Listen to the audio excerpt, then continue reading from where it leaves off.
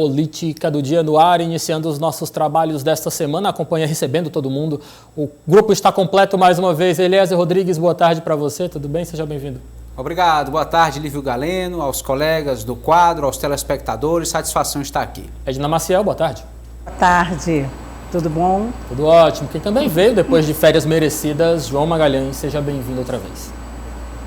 Valeu, Lívio. Boa tarde para você, boa tarde a todos. Bora lá, então. Teresina foi uma das capitais brasileiras a receber manifesto de apoio ao presidente Jair Bolsonaro no dia 1º de maio, Dia do Trabalhador. O manifesto contou com o apoio do ex-candidato à Prefeitura Municipal de Teresina pelo patriota, Major Diego Melo. Vamos acompanhar. Pessoal, vou encostar aqui, certo? Muita gente. Ainda não começou a carreata, ainda vai sair, tá? Então quem quiser vir, tá na hora de vir. Sai aqui de Texana, casa aqui a Freire e vai até o 25, passando pela Raul Lopes. E olha, irmão. Valeu. Muito legal, né, rapaz? Eu parei meu carro lá longe, que eu não consegui parar aqui. É carro quanto tempo, né? Olha a bandeira no verde e amarelo. Tenta aí, pronto. Pega Raul Lopes, nós vamos até. Iniciando agora a carreata de Teresina pela liberdade do trabalhador. Na ponte. Tamo juntos, meu irmão. Pessoal, muita gente chegando. A carreata tá só começando, certo? Olha aí, ó. 2 metros da Zequinha Freire lotados. É um novo grito de independência, autoriza o Bolsonaro. Bolsonaro sabe a responsabilidade que tem e o povo brasileiro avaliza o trabalho que ele faz. E Teresina e o Piauí tá junto com o Bolsonaro. Edna Maciel, sua análise. Bom, tive a oportunidade, inclusive, de passar pelas imediações do 25BC e vi uma movimentação grande de carros, né? Realmente as palavras de ordem eram essas, de autoriza o Bolsonaro, fogos, vi também artistas se manifestando, reuniu realmente um grupo pró-Bolsonaro nesse Dia do Trabalhador, uma forma aí de manifestação legítima, né? E ouvimos também muitas críticas, inclusive à imprensa, de que não teriam feito cobertura, que a imprensa não estava presente.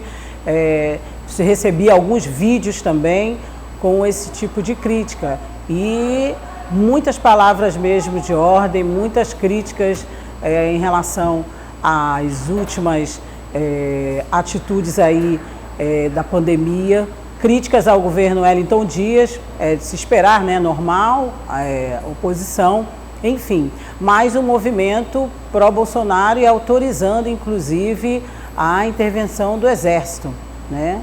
Então não foi só aqui em Teresina, foi em todo o país, acompanhamos também pelas mídias, né? Em outras capitais também teve grande movimentação, como Belo Horizonte, no Rio de Janeiro, em Copacabana, um grupo menor. Enfim, foram pontuais, variando de quantidade de pessoas em cada capital. Um movimento legítimo e que nesse Dia do Trabalhador, cada partido manifestou da forma que achou melhor. E assim foi feito, né? Teve grande repercussão. Eliezer, talvez o maior movimento tenha sido registrado no Distrito Federal e também em São Paulo. Como é que você analisa esse manifesto pró-Bolsonaro, também, é claro, em defesa do que foi chamado de movimento pela nova liberdade de expressão, um movimento também pela uma nova liberdade, pedindo essa liberação do trabalho em tempos de pandemia? A sua análise, Eliezer? Vejo de forma natural, Lívio Galeno. Graças a Deus, nós vivemos em uma democracia e esse tipo de mobilização é plenamente garantido pela Constituição Federal. Então, no sábado, Dia do Trabalhador, uma data bastante simbólica, muitos grupos se sentiram estimulados a aproveitar o momento de reflexão acerca do tema do trabalhador, que envolve toda a dimensão do país, de uma maneira geral, para assim se manifestarem. Tanto se fosse contra o governo, a favor do governo, teria o mesmo valor neste debate. O importante é realmente respeitar as bandeiras, considerar essas vozes que têm os seus princípios, as suas demandas e têm direito de lutar por elas. é natural. Então vejo especialmente aqui no caso de Teresina, o Major Diego Melo, que foi candidato a prefeito pelo Patriota, mantendo seu discurso, sua coerência. Antes de ser candidato, ele já agia dessa forma, participava de mobilizações com este mesmo formato, com essa mesma linha de discurso. Enfim, é um trabalho contínuo, é uma construção, porque toda política precisa deste tempo de maturação, de construção, até se consolidar. Então vejo de forma natural e realmente isso acaba tendo um peso levado para outras instâncias políticas, até para o campo eleitoral poderemos ver algum efeito desse tipo de protesto no próximo ano. João Magalhães, dizem até nos bastidores da política que Jair Bolsonaro pode se filiar ao Patriota, partido de Major Diego, que realmente estava à frente da organização desse manifesto. Sua análise, de certa forma, um movimento como esse torna, de certa forma, tenta atrair os olhos de Jair Bolsonaro para essa militância disposta a apoiá-lo? Sem dúvida nenhuma, Líbio. Faz parte do jogo democrático esse tipo de manifestação, embora, claro, é preciso lembrar que a gente está em meio a uma pandemia, portanto, é preciso que mesmo ao ir à rua protestar, ter todo o cuidado em relação às questões sanitárias. Mas analisando politicamente, é bom lembrar que hoje, por conta da CPI da pandemia, o governo meio que está, de certa forma, ameaçado. Então, quando você está ameaçado lá no Congresso, o que é que você faz? Você tenta demonstrar força, de preferência nas ruas. E foi isso que esse grupo que apoia o presidente Jair Bolsonaro tentou mostrar no Dia do Trabalho, se manifestando. Realmente houve manifestações de grandes proporções em muitas capitais do país. Aqui em Teresina reuniu muita gente, como a gente observou aí nas imagens e em outros registros feitos no último sábado. Então, essa parte, esse segmento da sociedade que foi para as ruas, ele tentou exatamente mobilizar e demonstrar, simbolizar o presidente Jair Bolsonaro, que o apoia em meio a todo esse cenário de discussão, também por conta da CPI. Já em relação à questão partidária do presidente, é bom lembrar que ele continua sem partido, mas já começa de olho em 2022 a procurar siglas às quais ele pode se filiar. Ele, inclusive, tem conversas agendadas com familiares, de Levi Fidelix, que morreu e que era presidente do PRTB. Ele é uma sigla em que ele também está conversando. O Patriotas também é uma sigla que está lá na base de apoio do presidente. Não há dúvidas sobre que eles compartilham, os mesmos ideais. Já é certeza que Jair Bolsonaro não vai se filiar ao PSL. O presidente do PSL já fez chegar a Jair Bolsonaro a mensagem de que não quer a sua filiação novamente. Então o presidente também procura aí outros caminhos. A manifestação de sábado, sem dúvida nenhuma, foi importante para demonstrar a ele que ele tem uma base sólida de apoio. É aquela história que as pesquisas já vêm demonstrando. Ele não consegue cair menos de 25% a 30% de apoio popular. Essa base da sociedade continua firme e fiel ao seu projeto político. Ok, vamos agora para os assuntos debatidos nos bastidores da política já nesta semana. Líderes do MDB piauiense se reuniram nesta segunda-feira para debater o tamanho que o partido deve ter nas eleições 2020. O partido quer ser valorizado. E nos reunimos, todo o executivo do partido, os deputados estaduais todos, e fizemos uma análise do quadro político do Piauí e, evidentemente, visando as próximas eleições agora em 2022.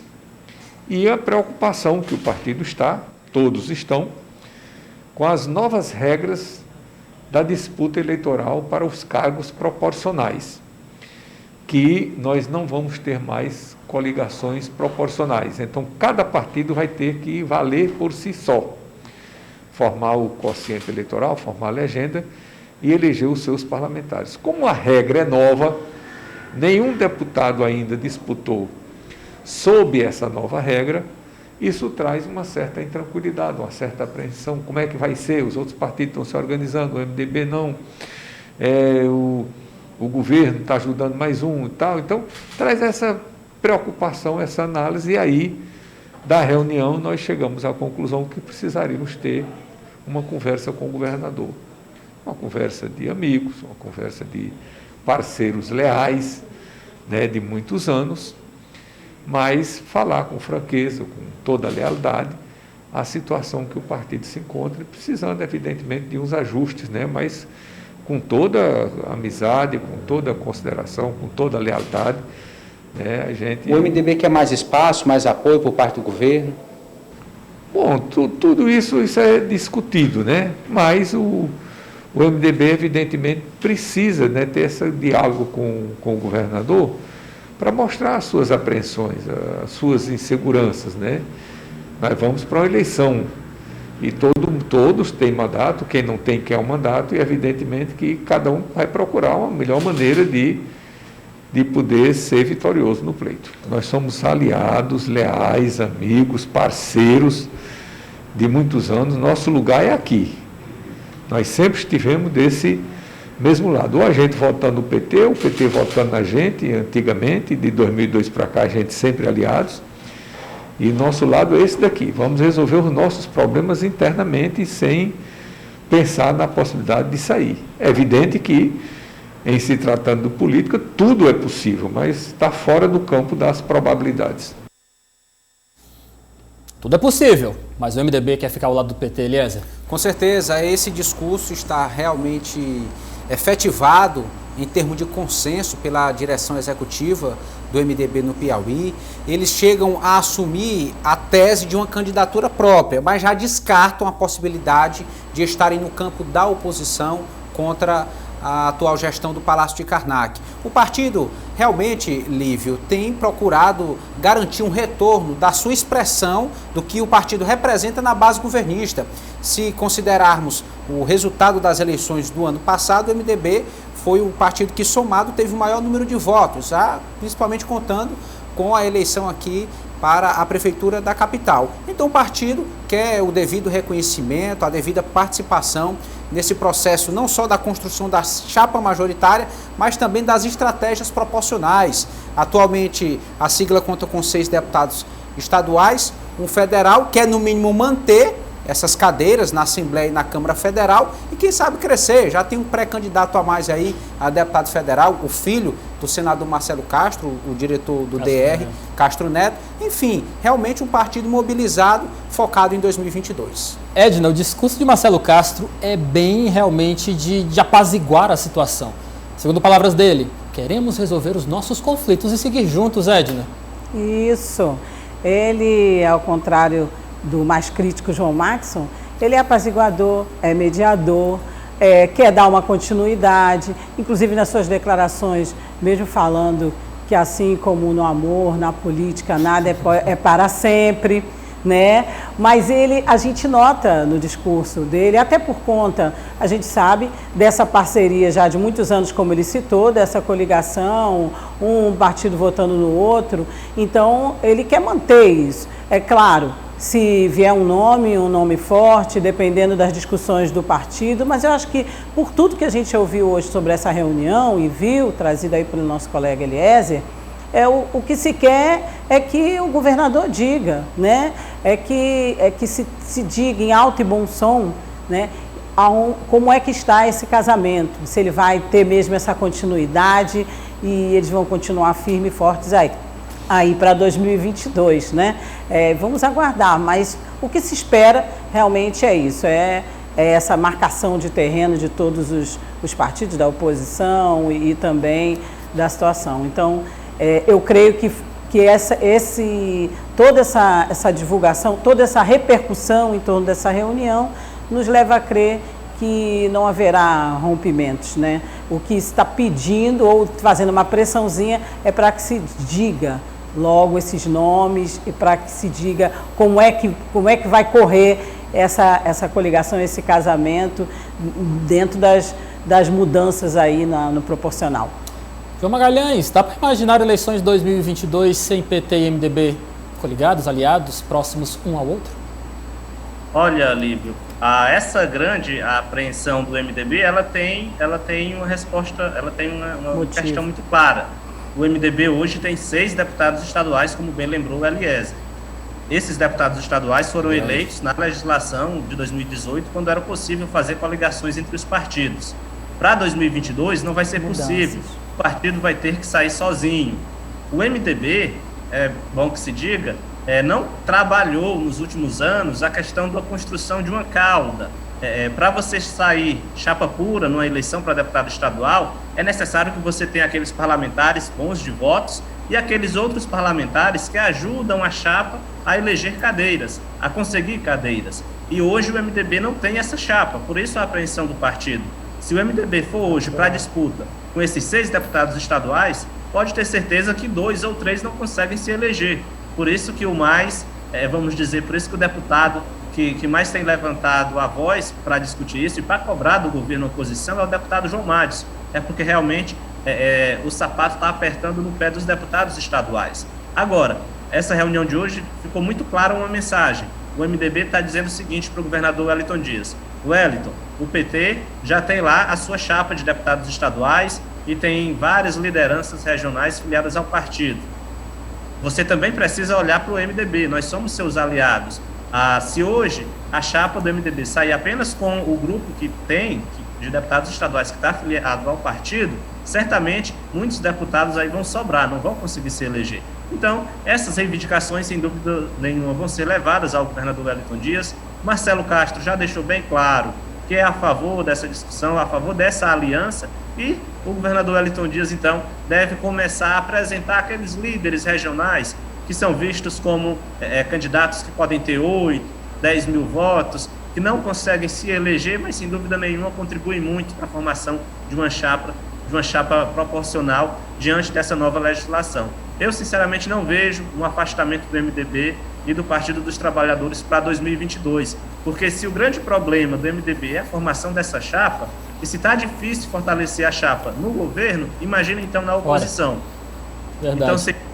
Então, sem dúvida nenhuma, que eu não vejo esses dois partidos seguindo caminhos diferentes em 2022 e acredito que a principal reivindicação do partido seja essa. Só destacar, Lívia, que o senador Marcelo Castro deixou claro que se a indicação de vice couber ao MDB, será indicado o nome do presidente da Assembleia, Temístocles Filho.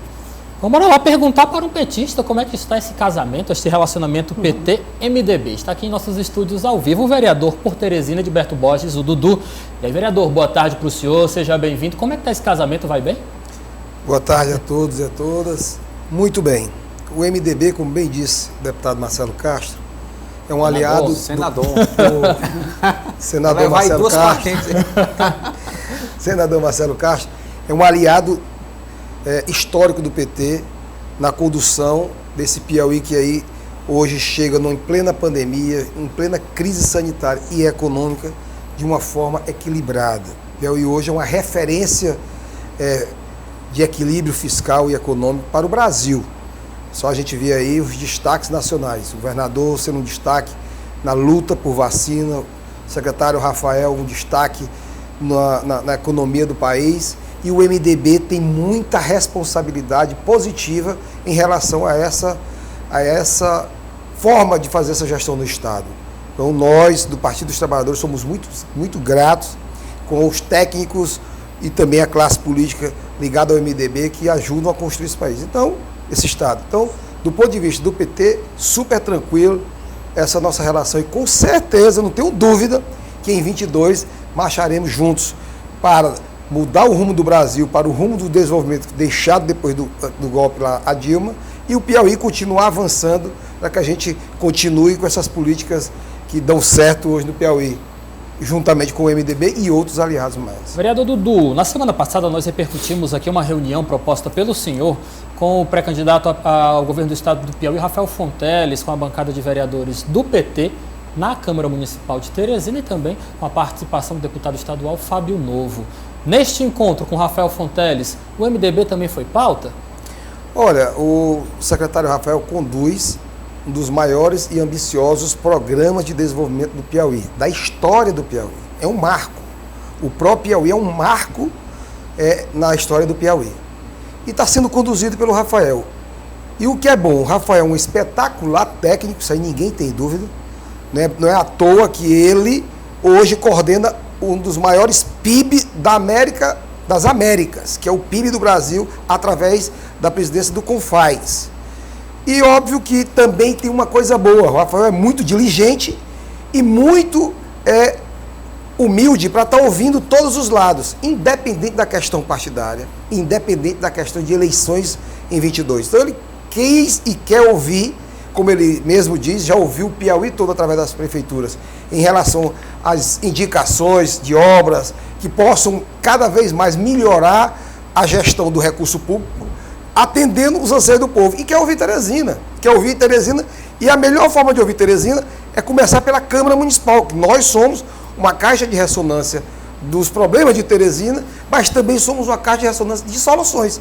Então o Rafael começou a ouvir a Câmara através da bancada do PT, anunciou o coordenador do próprio Piauí aqui nesse centro de Teresina, o deputado Fábio Novo, que todo mundo conhece a competência e também a forma de fazer gestão que o deputado Fábio Novo tem, de não misturar a questão partidária com questões outras, salvando aí a questão administrativa. Então, foi uma conversa muito boa, positivíssima até, e óbvio que o MDB, como outros partidos que são base no Estado, também é de interesse. Mas o secretário Rafael não quer ouvir só base de governo, ele quer ouvir toda a Câmara Municipal, como ele mesmo colocou. Hoje nós tivemos uma conversa muito positiva também com o presidente Jeová, que eu fiz questão de acompanhá-lo nessa conversa com o secretário. É o presidente da Câmara Municipal, o presidente de um poder, e o secretário Rafael disse que queria ouvir ou escutar para atender aí e entender as demandas que a Câmara tem. Então, do ponto de vista dessa questão administrativa, o Rafael está aí mais uma vez dando show. Olha, mas tem fato novo que realmente motivou o convite ao vereador Edilberto Borges. Nossa entrevista ao vivo de hoje é que a Câmara de Vereadores de Teresina já conseguiu reunir 16 assinaturas de parlamentares para a criação de uma CPI, Comissão Parlamentar de Inquérito sobre o Transporte Público da Capital. Eliezer, o vereador está esperando sua pergunta sobre esse assunto. Bora lá. Bom, observei aí uma adesão de mais de 50% já dos parlamentares a esta causa. O que motiva vocês a chegarem a um ponto de instalarem uma CPI para investigar a situação do transporte público? O transporte público em Teresina envergonha todos nós, deixa todos nós envergonhados. Eu mesmo tenho muita vergonha. Por quê? Porque ao longo dos anos se arrastou essa celeuma, Setut, prefeitura, Setut agora com seus trabalhadores, e quem está no meio desse fogo cruzado é a população, exatamente a mais vulnerável. Imaginemos aqui, numa crise sanitária, você não ter transporte público. Numa crise econômica, você não ter transporte público para transportar os trabalhadores. E outra, quem paga a passagem não é o vereador, o governador, presidente, prefeito, não. É o povo, desempregado ou não, paga e paga à vista. Então nós temos um transporte público de péssima qualidade, caro, e agora além da queda do coice, piorando cada vez mais pior o transporte público. Aí a Câmara Municipal, nós realizamos uma audiência pública lá para tratar desse problema, e eu soltei foguete, resolveu o problema. A Prefeitura ia repassar 1,5 milhão, eles iam pagar os trabalhadores. Nessa audiência pública estava o Ministério do Trabalho, Tribunal de Contas do Estado, enfim. Fizemos ali um ajuste para que, e eu até sugeri que a Prefeitura pagasse o salário dos trabalhadores do sistema na conta deles, e a diferença remetesse para o Setut. Tudo ok. Quando sai à tarde, o Setut não entra em acordo com os trabalhadores por questões trabalhistas e continua-se a greve novamente no dia seguinte. Ora, e aí nós tentamos de novo ali intermediar uma conversa. E aí eu cheguei a um limite que eu digo e repito aqui. O Setut hoje não merece mais o bônus do diálogo. Por quê? Porque não tem como mais se acreditar que vai resolver da forma como está o transporte público. Piorando cada vez mais, agora ao ponto da população estar dentro do ônibus no trajeto e dar o prego de combustível. Ora, isso dizer que um prego de combustível para uma empresa, ela não sabe que aquele ônibus não tem combustível, isso, na minha opinião, é uma despista deslavada, para não dizer outra palavra mais dura. Então, passado isso, e a gente vendo a celeuma, eu cobrei, inclusive, que a Procuradoria do Trabalho pudesse estar mediando, ajuizando as ações trabalhistas, porque nem a Prefeitura, nem o povo, muito pior, ninguém tem nada a ver da relação de trabalho entre Setut e trabalhadores. Quem tem que resolver essa situação é o Setut, mas tem um instrumento de controle que é o Ministério do Trabalho, que é a Procuradoria do Trabalho. Enfim, não chegamos em nenhum entendimento, continua piorando. Nós propusemos uma CPI, que é um instrumento da minoria, só precisavam de 10 vereadores. Aqui tem 15, 16 assinaturas, mas vários vereadores, com certeza na quarta-feira, quando ela for instaurada, vai subscrever essa CPI, porque é de interesse de todos nós resolvermos essa seara em relação ao transporte público. João? Vereador Dudu, agora o senhor começou a entrar na seara da CPI, a gente vai só ouvir o diretor técnico do setor, Vinícius Rufino. Ele também já se pronunciou um pouco sobre esse cenário que a gente tem vivenciado na crise do transporte público em Teresina.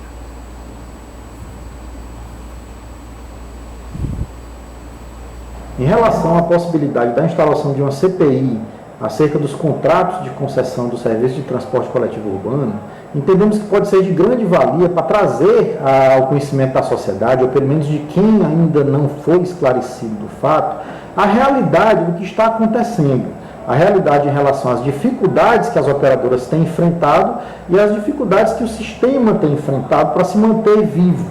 Então entendemos que é de grande valia, que pode vir a contribuir para trazer essa realidade e garantir dessa forma a sobrevivência das operadoras e do sistema de transporte coletivo urbano de Teresina. Aí a fala do diretor técnico do CETUT, vereador, a gente tem hoje no cenário do transporte público na capital, na verdade, insatisfação por parte dos parlamentares, né, dos vereadores, por parte da prefeitura, por parte dos trabalhadores, por parte dos empresários e também, principalmente, por parte dos usuários, que é quem sofre lá na ponta a má prestação desse serviço. Como é que vai ser o trabalho da CPI, como é que ela vai desenvolver o trabalho e como é que ela vai garantir, vamos dizer assim, uma certa imparcialidade na discussão para que a gente chegue realmente a entender quais os principais problemas e buscar soluções para o sistema de transporte público em Teresina. Bem, eu vi o técnico falando aí. Vamos aqui questionar alguns pontos. Primeiro, todo mês é obrigado, ao final do mês, o CETUT enviar a planilha de custo do transporte público para a prefeitura. Sabe quantos meses nós já estamos nessa nova gestão? 4 meses. Quantas planilhas de custo o CETUT mandou para a prefeitura? Zero. Ela tem que mandar todo mês. Não mandou janeiro, fevereiro, março, abril. Como é que quer receber dinheiro se nem as planilhas foram mandadas para a prefeitura? 2. Eu tive acesso a algumas informações e algumas me deixaram assim, estarrecido. Só para você ter uma ideia, um ônibus rodou 9 da manhã com 35 passageiros, 11 da manhã rodou com 350, 3 da tarde com 1.500. Um cartão, um bilhete. O mesmo ônibus. Um bilhete, passaram na catraca mais de 100 vezes. Ora, a população precisa saber disso. O subsídio da passagem no mês de fevereiro, se eu não me engano aqui, o mês de fevereiro desse ano, 1.200.000, distribuído como? 213 mil de subsídio que andaram estudantes, que é aquela diferença que a prefeitura tem que pagar, 400 mil do transporte eficiente, 43 mil, por exemplo, dos trabalhadores do sistema, ou seja, do CETUT, subsidiado pela passagem. Agora, quem é que tabula e junta todas essas informações? Pasmem, o CETUT. Como é que a gestão, o poder público, não tem gerência sobre o que acontece com um transporte que é de relevância fundamental, que é o transporte público, mas quem faz toda a gerência é quem vai cobrar, quem é que diz quem andou, quem não andou. Por quê? Porque a bilhetagem eletrônica é do CETUT, está lá no edital. Nós precisamos quebrar isso. Isso é um dos pontos que eu vou levantar na CPI, está lá no edital, está lá no contrato, e não podemos permitir que a raposa cuide do galinheiro. Estamos falando de um transporte caro. Eu vejo falar muito, estou quebrado, estão isso, estão aquilo. Daqui um dia vai ter campanha solidária para arrecadar diesel para o CETUT. Mas eu nunca vi um empresário dizer assim, ó, não quero mais, estou entregando. Não. Agora, quem é que sofre na ponta? O povo. E agora, coitado, sendo usado como massa de cobrança os trabalhadores do sistema. Então nós vamos ter sim uma CPI, você pode ter certeza de uma coisa, quem me conhece sabe que eu não sou de entrar em nada para brincar. Nós vamos apurar profundamente e vamos convocar, pedir que a CPI possa convocar, convidar técnicos de todos os instrumentos de controle do Tribunal de Contas, do Estado, do Ministério Público, se for possível do Ministério Público Federal, se for possível polícias que tenham expertise em evasão de divisa, enfim, o que for preciso, nós vamos estar solicitando através dessa CPI para que a gente entregue no final um relatório com as indicações de resolver o problema do transporte público de Teresina, que ao longo dos anos está aí se arrastando de péssima qualidade e maltratando o povo e os trabalhadores, ou seja, as duas partes mais frágeis é que estão sofrendo com esse transporte público. Edna, vereador. Sim, vai lá, à vontade. Boa tarde, vereador Dudu. Bem, como o senhor mesmo pontuou, e pegando esse gancho, foi uma pergunta que eu fiz também aqui para o vereador Deolindo, nós todos acompanhamos esses 20 anos essa queda de braço, né? Essa luta incessante por um transporte público de qualidade aqui em Teresina. O senhor também pontuou aí o que a gente acompanha, que são as explicações técnicas e políticas. Vou ser bem objetiva com o senhor. O que acontece que, é claro que a CPI ela é necessária, né, para uma investigação mais minuciosa, mas a maioria dos vereadores, principalmente os mais antigos, já não conhecem quase a maioria dos problemas, os pontos nevrálgicos mesmo dessa situação e as propostas que já foram colocadas à mesa durante esses longos anos, lobbies, falam-se de lobbies, falam-se das questões técnicas mal feitas, enfim, falam-se da falta de política. Na sua opinião, bem objetivamente, qual seria a melhor proposta de municipalização, licitação? Qual seria a maior proposta, já que ao longo desses anos tantas foram apresentadas e o sistema de transporte continua o mesmo ou pior? Primeiro, numa licitação tem direito e dever. Quem descumpre direito está passivo de ser ali rompido aquele contrato, que é o da licitação. Eles têm 9 anos ainda de exploração, são 15 anos, exploraram 7, tem mais 9 para frente, aliás, 2008, tem mais 9 para frente, com possibilidade do dobro. Imagine o povo saber que tem mais 9 anos, podendo ter o dobro, mais 15 para frente. Então, na minha opinião, todas as soluções que foram tentadas e dadas, nós apresentamos, mas a contrapartida, depois que era feita, apontado os problemas, você tinha ali o CETUT dando para trás, como diz a história. Então, na minha opinião, a saída é, Edna, se constatar que está tendo desvio de finalidade, que houve culpados de gestões anteriores, ou de quem quer que seja penalizado e apontado os culpados e se rompa o contrato. E se abre de imediato uma chamada pública para resolver o problema emergencialmente, até se resolver em definitivo. Dudu, você é a favor da companhia pública? Eu sou a favor de tudo que pudesse ser feito. Público era bom, mas eu também sou uma pessoa que tem um entendimento de que tem serviços que você tem que contar com a iniciativa privada, você tem que contar com as parcerias privadas para que eles possam dar celeridade. E nós vamos ter dinheiro para comprar 440 ônibus, nós vamos ter condições de fazer um concurso público para motoristas, cobradores e outros mais que operam o sistema, nem pode ter concurso nesse período de pandemia. Enfim, a companhia nesse momento, na minha opinião, ela é inviável. Agora, nós precisamos dar resposta de imediato. Vai ser romper e tirar todos do consórcio? Não sei, vamos apurar. É possível que algum dos consórcios tenha empresa que possam segurar outros lotes que não estão dando conta? Vamos apurar. Como é que vai ser a saída? Primeira coisa, tirar o controle da gestão do CETUT. A prefeitura, o poder público não pode ficar sendo marionete desse sistema que foi feito, tabulado para isso. Essa que é a verdade. Lá atrás a gente já questionava o edital. Eu tentei fazer um debate amplo, mas na época, até um requerimento de moção de louvor, a Câmara barrava em gestões anteriores. Essa que é a verdade. E o povo sabe disso. Agora não. Eu estou sentindo a vontade de resolver o problema. O doutor Pessoa está com vontade de resolver o problema. A Câmara está com vontade de resolver o problema. E acredito que quem está com mais vontade de ver o problema resolvido é o povo, com toda certeza. Então esse vai ser um momento ímpar para que a gente possa dar uma solução para o transporte público. Vereador Dudu, muito obrigado pela sua participação. Uma excelente tarde para o senhor. Apenas confirmando, quarta-feira, instalação da CPI de Transporte Público de Teresina? Nós discutimos hoje com o presidente Jeová, na minha ideia de que a gente faça essa discussão na quarta-feira com a Câmara Municipal e, se possível, se instaure de imediato essa CPI e que a gente já possa já criar um calendário, já chamando aí as oitivas e a constituição dessa CPI o quanto antes, que o povo não aguenta mais falar de transporte público e de ser humilhado pelo transporte público da nossa cidade. Obrigado, vereador. Boa tarde para o senhor. Até a próxima.